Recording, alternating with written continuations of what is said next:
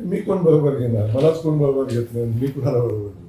विषय काय आहे की या प्रक्रियेमध्ये मी आजही सांगतो, परवाही बोललो, भविष्यातही सांगेन, मी भारतीय जनता पक्षाचा कार्यकर्ता आहे. भारतीय जनता पक्षाचा जिल्हा पक्षाचा अध्यक्ष झाला पाहिजे ही माझी भूमिका सातत्यानं होती. महायुती म्हणून व्हावा ही माझी भूमिका मी सातत्यानं आपल्याकडे बोलून दाखवली होती. महायुतीतनं नाही झाला तर भारतीय जनता पक्षाचा अध्यक्ष होणार हेही मी सांगितलं होतं. त्या अनुषंगानं प्रयत्न आम्ही केले, सुदैवानं आम्हाला यशही आलं.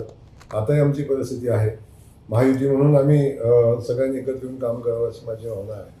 नाही एकत्र आलो तरी भारतीय जनता पक्षाचे सभापती झाले पाहिजेत ही माझी भावना आहे. त्या अनुषंगानं आम्ही प्रयत्न करू.